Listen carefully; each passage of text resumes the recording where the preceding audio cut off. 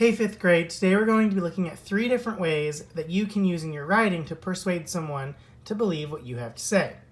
They are called ethos, pathos, and logos. They go way back to Aristotle, who created these terms. I'm sure you've heard of Aristotle before, but as you can see, these have been around for a really long time. And what we are focusing on today is the word rhetoric, right down here. So rhetoric is basically the art of persuasion, and I'm sure you've heard someone use the word persuade before, but the goal of persuasion is to just change someone's view or make someone take action on a topic.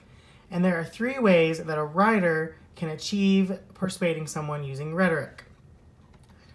So they are called ethos, pathos, and logos. The first one is ethos, which is easy to remember. You can think ethic. So if you have ethics or morals, you're a good person, you're an expert at something, and you have a lot of credibility. The second one is pathos. You can think of using emotion to convince someone or someone's passion for a topic. And the last one is also easy to remember. It is logos, which just stands for logic, using facts to persuade someone. So, using logos, ethos, and pathos will help you master the art of persuasion in your writing or in your speaking. Through language, you will be able to change the point of view of others, and through language, you'll be able to motivate others to take action on a topic. So the first one is ethos. Again, you can think of ethics or credibility. People that use ethos use their trustworthiness, reliability, or the idea that they are a good person to believe someone else. You're going to make the audience decide what is right or wrong about what is being presented. You can use political issues, national beliefs, religious issues, celebrities, your type of career, anything like that to use ethos to convince someone or persuade someone. Typically, it's going to talk about kind of like good and evil, what's good, what's bad, and why you should believe them. Some examples of using ethos or who you would believe would be saying like, as a doctor, I can assure you that. And so you would trust your doctor is a reliable or credible source. You can believe them. Given my 20 years of experience, I am confident that. Again, you will believe someone who has been doing their job for 20 years. You're going to trust them. The last one would be, I have interviewed more than 1,000 experts and the results indicate. So if you have been trusted, that you have really been doing your research, people are going to believe you. So ethos is your credibility on a source. Pathos is going to use emotion. So it's going to make the audience feel something about what is presented. Maybe it's happy, sad, angry, excited, humor, etc. It's going to put someone in that scenario to believe them. A lot of the times, pathos will use children, animals, illnesses, memories, things like that to tug at the reader's heartstrings to make them believe or persuade them to change their mind on a topic. So for example, looking at emotion, it says, don't be the last person on the block to have the lawn treated. You don't want to be the laughingstock of your community.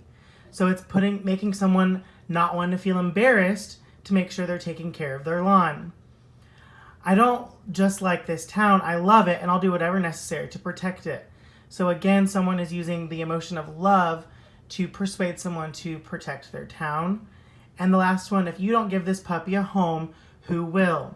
So this one is using the emotion of sadness or making the reader feel sad that if no one adopts this puppy, it's not going to get a home and it could eventually be homeless and die. So pathos is using emotion to convince the reader to believe the topic or change their mind. And the last one is logic. Logic or logos. Logos, again, is using logic, and it's just using facts or statistics, anything that is a credible source to convince the reader. It's right there in the facts. You should believe me. So it's straightforward. There's not a lot of fluff. You can use scientific facts, facts from the internet, facts from a book, but it's going to be a lot of statistics. So those examples would be more than 100 peer-reviewed studies have been conducted over the past decade. None of them suggest that this is an effective treatment. So if you are showing that you have reviewed over 100 studies, then that's a fact. The second example says, you won't find any deer along this road. In 25 years of driving the same route, I haven't seen a single one. So again, they're using facts over time to prove that you should believe them. So logos is using facts or just logic in general. So here's an example of how you might convince your parents to let you stay up and watch a TV show. If you are going to be using ethos, you're going to show that you are a reliable child. So this example says, I'm a responsible kid.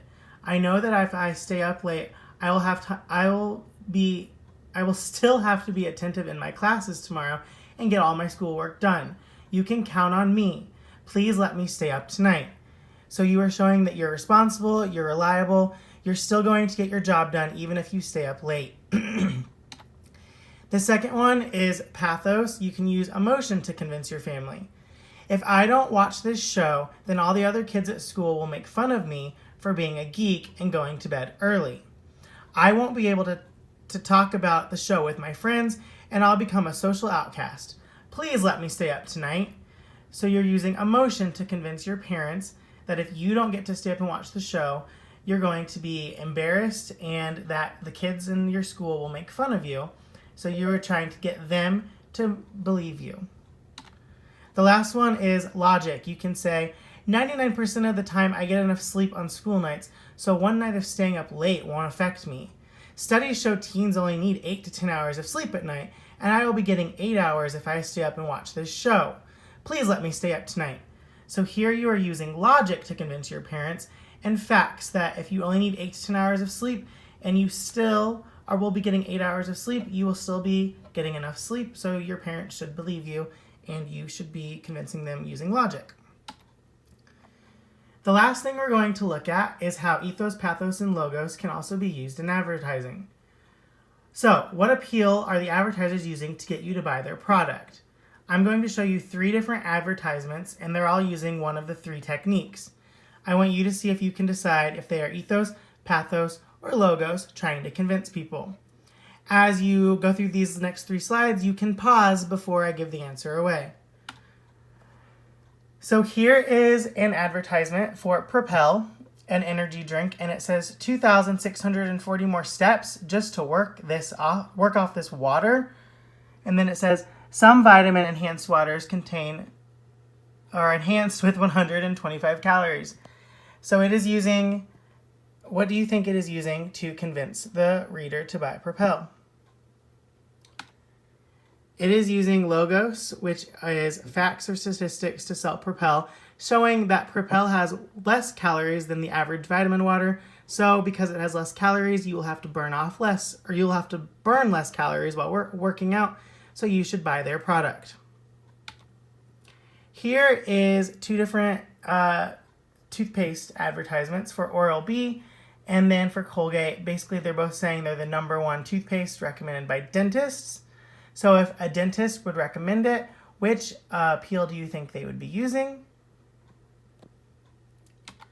They would be using ethos, which is the credibility and reliability that you would trust a dentist. If your dentist is telling you that you should use Oral-B or Colgate, you're going to probably believe them and you're going to buy Oral-B or Colgate.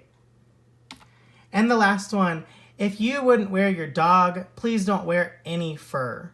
So this advertisement is for PETA, protecting animals, and which appeal would be last? They would be using pathos or emotion to not buy or wear any fur products from animals. It is making you feel sad about the animals that are being treated poorly and losing their fur just so humans can buy fur. So as you can see, the 3 different appeals can be used in writing or in advertisement. So if you are still unsure about ethos, pathos, or logos, there are 2 videos on Linked Classroom which you can watch to help you understand the topic better.